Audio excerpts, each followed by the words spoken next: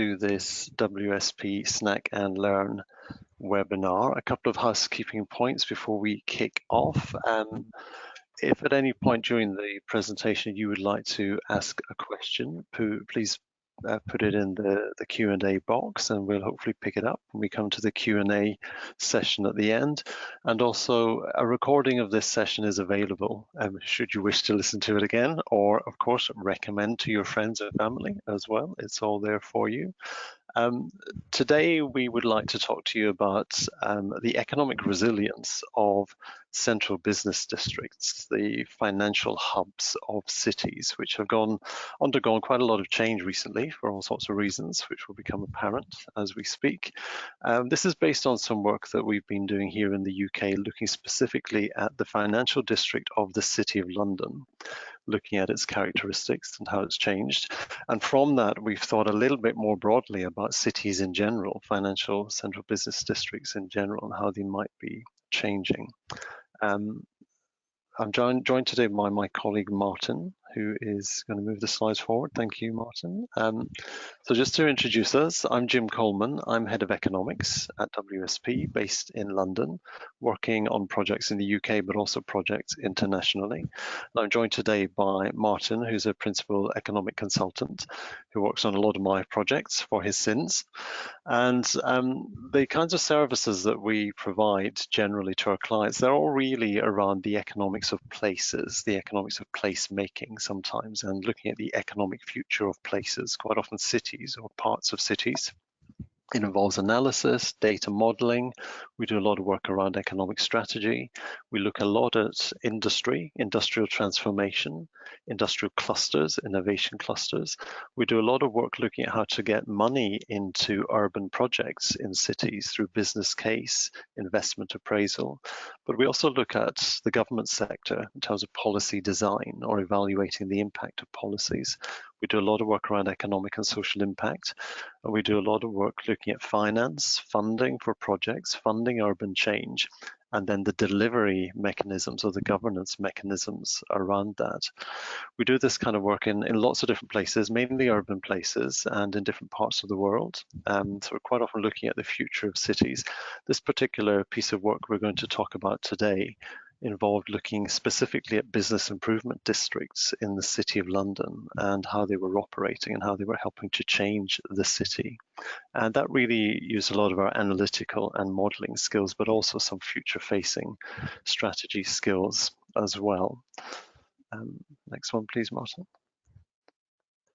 Just to begin with, we're talking about central business districts, and we're looking at really what's happening right now in these very important parts of cities. So just to get everyone on the same page, really, what are we talking about? Well, we're talking about those kind of very important concentrated parts of cities which account for quite a big set of economic drivers. A lot of the value of big cities is created in these particular districts. They're quite often focal points. They contain a lot of high-end, high-value business services, commercial services, professional services.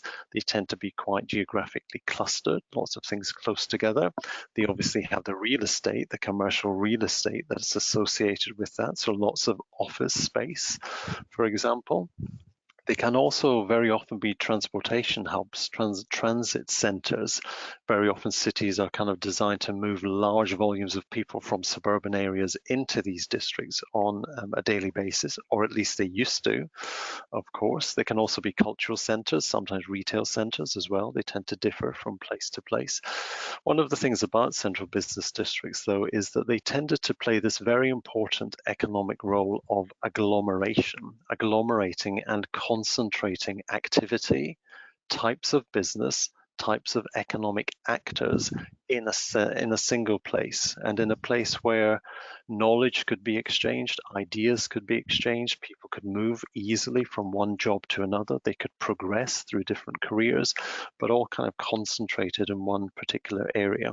Big cities, like London, for example, big cities in Asia, some big cities in the US, they have more than one central business district, or they have more than one financial district. Here in London, we have the old City of London, the traditional financial centre, but we also have Canary Wharf, which is a much newer and corresponding central business district. And on this slide, we've got some examples, very famous examples of places like La Défense in Paris, Hong Kong Central, Lower Manhattan in New York, of course, very, very famous and very important central business districts. So it's these kinds of places we're talking about. And we want to pick up on some of the trends that we think are affecting the resilience of these very important parts of cities. So I'll hand over to Martin now to tell us about some of the work that we've been doing. Thanks, Jim. So as Jim was saying, the idea behind giving this presentation emanated from a series of socioeconomic studies we undertook last year into London's business improvement districts. So business improvement districts, or BIDs as they're known, are essentially geographical areas in which local businesses collaborate to improve their environment. And in the UK, this occurs through businesses within the area agreeing to pay an additional levy on top of their business rates bill. And then this levy is then used to develop projects which will benefit businesses in the local area. So, for instance, improving the public realm, greater signposting of services, investment in real estate, and just the general sort of marketing of the area. So coming back to our work, but back in 2020, in order to promote the economic benefits of London's bids, we prepared a series of socioeconomic reports which quantified the key socioeconomic characteristics and profiles of 4 bids within the City of London. And this really helped to illustrate their economic value they generate and the contribution they make to the wider London central business district. Importantly, as Jim was saying, we also considered the future opportunities and challenges which will impact the bids moving forward, especially in light of the COVID-19 pandemic, but also in terms of other macroeconomic trends which are impacting the area in terms of sort of the climate change agenda. Here in the UK, it's departure from the European Union, and also the role that sort of technology is having in reshaping advanced economies as we know them. And the work gave us like a real sort of unique insight into dynamics at play within sort of the wider London CBD, and ultimately the idea for this presentation. So this slide just provides a few screenshots from the reports we prepared.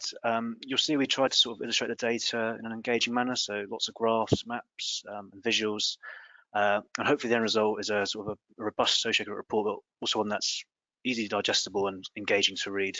And we'll happily sort of share these with anyone internally after the presentation.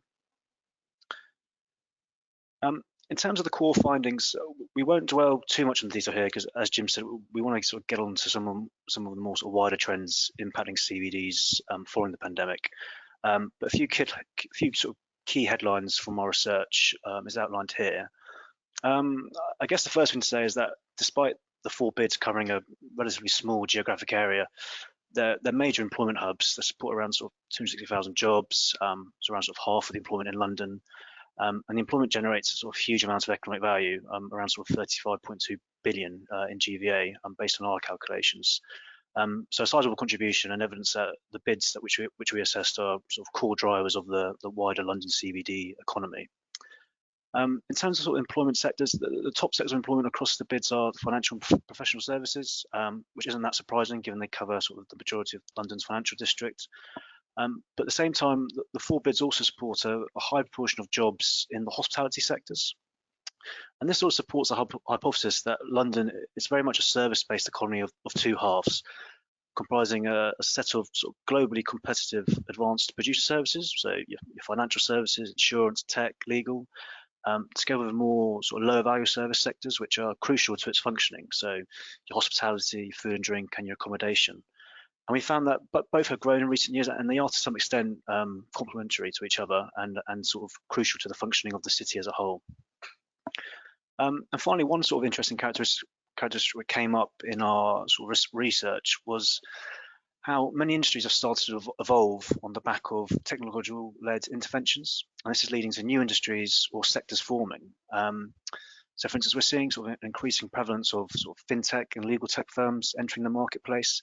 And this is really beginning to sort of blur the lines between the traditional service sector economies, which we know, and sort of the tech sectors, which are sort of growing in importance. And it's having sort of real impact on how different sectors of employment are classified. And this sort of role of technology and how it's reshaping economies as we know them, particularly sort of advanced economies like London, is something Jim will touch on a little bit more detail later on. But there are just a few sort of findings from our report. We're now going to consider what happened when COVID hit and the implications for London and CBDs in general.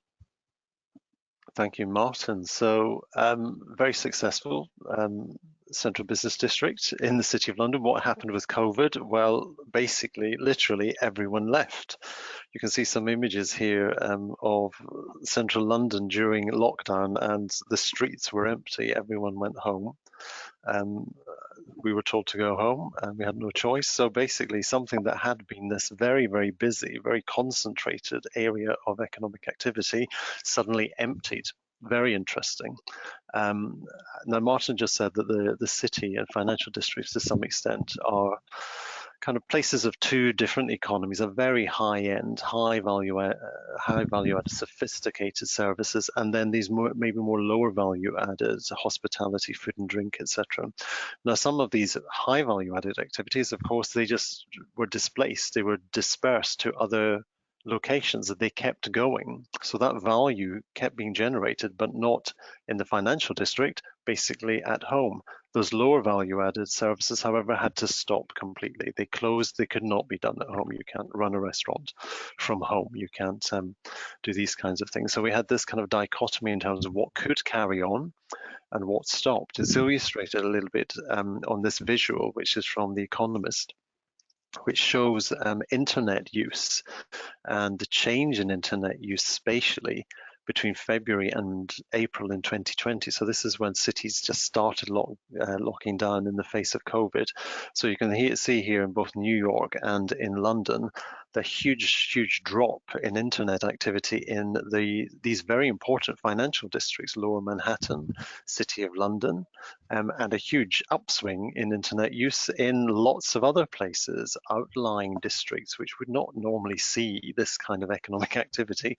Suddenly, they were very busy with online work being done, which reflected what had previously been agglomerated or concentrated in these financial areas. So it kind of begs the question: do we need a financial district in order to agglomerate this kind of value when the value can still be created in a very dispersed way?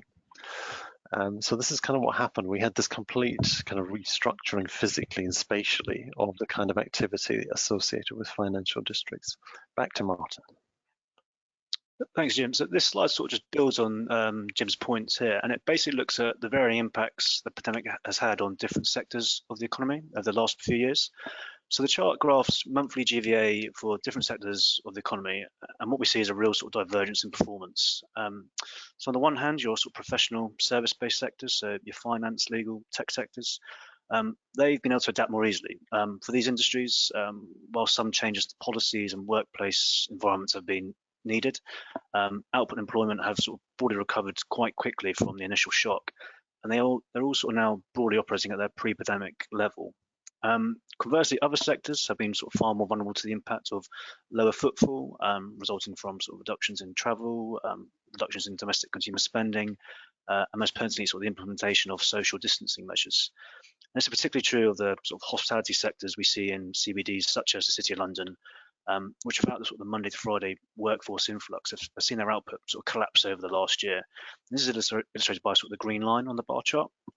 And it's quite telling that their performance, so this is the performance of the accommodation and food service sector, their performance has really sort of closely followed the various lockdowns imposed in the UK. So again, just sort of highlights the idea of economy of two halves and the different experiences that some sectors and indeed people have had throughout the pandemic. But it's not just the economy and the economic impacts which we've considered. We've also looked at sort of the wider societal shifts which have occurred as a result of our experience of the pandemic, and the implications this is going to have on inner city locations and CBDs. So I guess the major shift we've seen in the last 18 months is that home working is now sort of the national and international norm. And this is having implications for the demand for employment space, in particular office space in CBDs. I know we've already seen some major tech companies, I think sort of the likes of Twitter and Facebook, they've already said that employees can sort of work from home permanently if they want to. And the move to remote working, which many have enjoyed and have actually found to be more productive, could see this as an opportunity. Well, companies could see this as an opportunity to sort of downsize and reduce operating costs. And we're already seeing that to a certain extent within the City of London, where office vacancy rates have almost doubled since the onset of the pandemic, as companies essentially decide not to renew their leases moving forward. And this is illustrated on the chart on the right. Now, we personally don't think that the age of the office or urbanisation in general is over, given sort of the widely accepted sort of productivity and I guess sort of agglomeration benefits of working together in person and seeing people in person. But there is a question regarding what the future office will look like and how it will need to be designed to encourage workers back. So what we may see, for instance, are companies utilising their space differently. So they may, for instance, look to accommodate, say, 6% of their workforce at any one time, but make the office more of a attractive proposition, a destination in its own right. I know from our own experience in Chancery Lane in London, our office has already sort of undertaken consultation on its future layout with more collaborative space and brainstorming space proposed. And evidence from various other sort of surveys suggests that a widespread shift to a hybrid office model is likely to occur in the City of London and probably reflected in other CBDs across the world. One final point, and it links back to the point that Jim was mentioned earlier about CBDs being sort of core transport hubs. So as we've seen, CBDs are essentially the transportation centres for cities, but importantly, they've been designed to transfer lots of people from the suburbs into the centre across the working week. But the pandemic and the onset of home working, as we've just discussed, saw the usage of public transport essentially plummet. And I know this has had sort of significant sort of revenue implications for transport for London, in London itself. And even by sort of a couple of months ago, August 2021, bus and tube usage was still around only 50% of its pre-pandemic levels. And this is despite all social restrictions in the UK being lifted. So there is therefore a question around what the future of CBD transport systems are, what should their sort of main function be, and whether they're still sort of fit for purpose moving forward. But maybe that's a point we can maybe discuss in the Q&A. And I'll just pass on to Jim, who's going to just finish off the presentation just by looking at some of the wider trends which could impact CBDs moving forward. Thank you, Martin. So yes, just to kind of summarize some of the trends that we've been seeing in London and in other cities of the world where we work, and the kinds of things that might impact on resilience, processes, policy, attitudes, etc. Well, one, of course, is around climate and net zero itself, which is going to have an impact on all parts of all cities as they try to decarbonize and move to a more sustainable future. CBDs tend to be full of very large office buildings. There are some challenges now already in how utilized those office buildings are going to be. But we need to think about how far net zero is going to drive changes which are physical in CBD areas, but also social and behavioral as well, and how that's going to play out. Secondly, technology. Technology is a big driver of economic change, and it's altering things in central business districts. A lot of high value services are, like manufacturing, being automated. We're seeing automation in things like accountancy. We're seeing it in other professional services like legal services, things like that. It's removing some jobs and it's pushing some services much further into this very kind of high skill, high value space and creating possibly more polarization in the labor market. We're also seeing the increasing development of technology-based services like prop tech, legal tech, fintech. Arguably, these things don't need to be done in a single location, in a central business district. They could be very, very dispersed. And of course, technology has enabled the whole process of remote working, very, very quick, speedy change to remote working in the face of the pandemic. As Martin said, there are some very interesting trends right now in terms of office and workspace, the nature of the office. The office isn't some place we need to go every day, 5 days a week. It needs to become a place we want to go to. So it needs to provide a much more positive experience, which helps us in our work, helps us to innovate, helps us to exchange ideas. The traditional setup of an office floor having rows of desks, well, we don't need that anymore. You can sit at your desk at home. You would go to the office to do something very different with your colleagues and generate more value, generate more ideas, etc. We're seeing trends already in London, increasing vacancy in office, which is maybe quite good quality, but not the best quality. And we're seeing more interest really in those very high specification office buildings, which provide that destination experience. So what's going to happen to that other office, which isn't the top grade A destination type office? It might be sitting there for quite a while to come. Final few points here.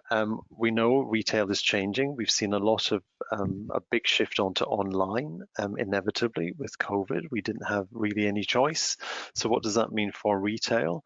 The trends seem to be pointing towards retail, which is still physical, being much more experiential. Again, the need or the desire to want to go and experience something rather than kind of buying items online, which are very predictable items. You know what the item is, you know how it looks and feels. You can just order it online, be very happy. If you're going to go somewhere and make a physical journey, it needs to be more of an experience. And maybe we would see more retail overall in central business districts. City of London historically had almost no retail. Now it has some retail. Maybe we'll see more retail in the mix in CBDs, where we might be seeing less in kind of the high streets or normal district centres. Residential development, maybe CBDs would be more resilient if they had bigger populations, or does a bigger population actually create less resilience because you have more to do in terms of making sure people are safe and secure and that they can cope in the face of shocks?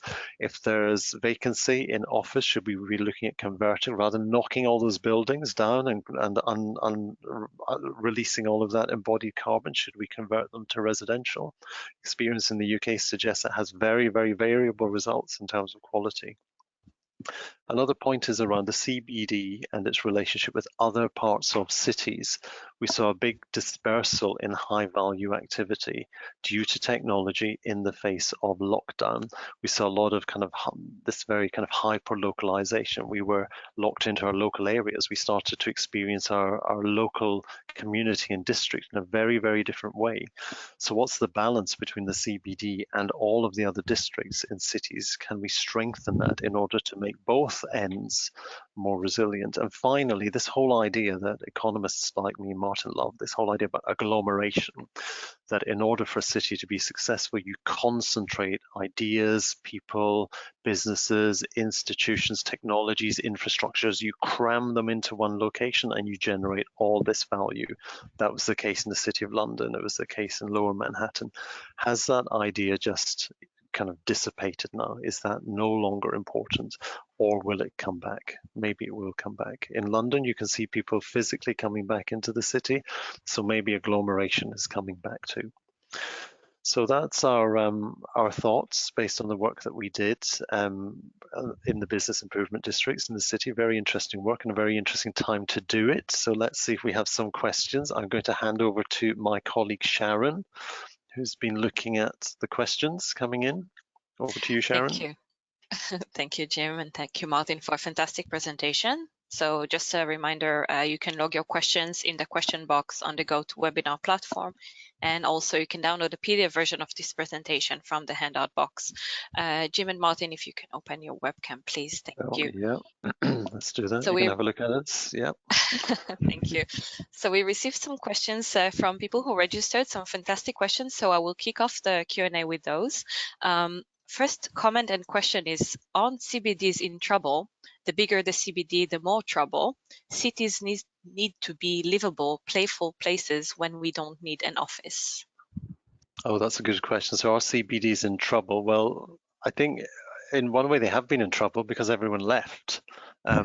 So do we need them? Observation suggests that maybe we do need them, because I think in recent weeks, recent months, we do see people coming back into the City of London. It's getting busier again. I don't think that we have the same volume of people that we had in the past. So people are probably using the city differently, and of course creating this much more hybrid experience of work. So sometime at home, sometime in an office, etc. So why would you need to go to an office? You need to do things in the office that you wouldn't do at home, or you do things in the CBD that you wouldn't do at home. So they probably do need to be more livable and greener places. And I think the other thing we need to think about is that CBDs, financial districts, have really existed for certain types of people, professional people, well-educated, degree-educated in high-paying jobs, or maybe people who are baristas or cleaning officers, this very polarized kind of dynamic. And maybe the CBD needs to be much more inclusive. So having more cultural facilities, more green space, having places which are child friendly, having places which are easy to navigate if you are older. I think we need to think about, they need to be places which I think people can share. I think so. I don't think they're dead, but they do need to change. I think, and I think maybe the bigger they are, maybe I think it's probably better to be bigger because you'll have more things that you can work with. It might be the smaller CBDs that might be a little more challenged, but time will tell, I think. Thank you. What is the role of culture and creative sectors in the square miles economic resilience, and how can bids better support these? Okay, a good question. The square mile, of course, being another name for the City of London. I think it's really following on from the previous point that we probably need central business districts to do more than just house office buildings and commuters. And they need to be places that we want to go to do that thing that we can't do sitting at our desk at home. So the role of culture is probably more important, the role of creative industries. I think with culture and creativity, you always need to find ways of funding it, I think, which is one of the challenges. But maybe there's a role for more corporate funding if these things are located in CBDs, in financial districts, possibly. Don't know, Martin, if you have views on these questions. No, I think going back to the first question about just the resilience of CBDs and whether they're in danger, I think from my experience in London, people are definitely coming back in, and there's definitely a desire to come back in. But I think it comes back to the point that they really do need to become sort of destinations in their own right and sort of become more attractive. You're not going to be you don't want to be coming in and commuting in, and you're just going to be sitting in a bank of office rows, or desk of rows. So I think that sort of idea, and that sort of links to sort of the culture and sort of the creative media aspect of it as well. So I think, as you say, I don't think CBs aren't necessarily dead, but I think they're going to have to sort of shift and say maybe realign their priorities maybe moving forward, which is sort of the work which the bids will be doing themselves moving forward. Thank you. There is a comment here and a question from Aaron about the New York CBDs. He mentioned here is that the New York City CBDs have converted to 24/7 districts since the 1990s. So these CBDs are not dead. They are mixed use, office, residential, hotel, open space. So these CBDs will see adaptation of office to the post-pandemic needs. The question here he would like to mention is, was your research or review based on pre-pandemic or recent during the pandemic? That's a good question. I'll let Martin answer the question, but just in response to the comment, I think it's a very good comment. I used to spend quite a lot of time in the financial district in New York with the previous company I worked for. And I think the difference between Lower Manhattan and the City of London is Lower Manhattan has a bigger population. I think it has a bigger residential population. And I think that the comment is right. It did convert into something which was a little bit more like a normal part of the city. It did become more of a 24-hour city. It did have more, it became more diverse, more diversified as an economy. And I think the City of London has been much, much slower to do that. And it feels like the city is very dominated by office related, high value certainly, but office related activity. So I think the city's been a little bit slower than Lower Manhattan to adapt in that way. In Canary Wharf in London, which is our other central business district, financial district, I think there was more of an attempt to make it more mixed with a lot of residential, but it's quite a kind of socially very segregated place. It's a place for professional, high income people. It doesn't feel mixed at all. So it does have more residential, say, than the city, but it still doesn't necessarily feel like a normalized part of the city. But let Martin talk about the work that we did with the bids. Yeah, so the work we did, all the data analysis, that was based on pre-COVID data, just because at the time we were doing the assessment, quite frankly, there wasn't any data published yet, given the time lag for regional data in the UK. But we did we sort of recognised that straight away, and we decided to supplement that with sort of more qualitative pieces based on stakeholder engagement with sort of key stakeholders within the bids around sort of the future opportunities and challenges which we're going to see as a result of the pandemic. So basically, the data analysis was basically a sort of a socioeconomic baseline pre-pandemic, and then sort of a qualitative look at how this is likely to evolve moving forward based on our sort of consultations. And I think there might be scope, hopefully in a couple of years, maybe once new data is published, to update that and see how sort of the socioeconomic baseline has shifted over the last few years, and whether we are some of the things that we sort of predicted or forecasted did come to fruition. So that was just a quick overview of the work. Yeah. Fantastic, thank you. Unfortunately, we don't have additional time for the remaining questions, so these will be answered directly by email. Thank you for those. So we're at the end of our webinar session. Please feel free to follow up directly with Jim and Martin via the contact details shown on the screen. And I would like to thank all attendees for joining today. Thank you very much for your time. And thank you, Jim and Martin, for a fantastic presentation. Okay, thank you. Thanks for joining us. Cheers.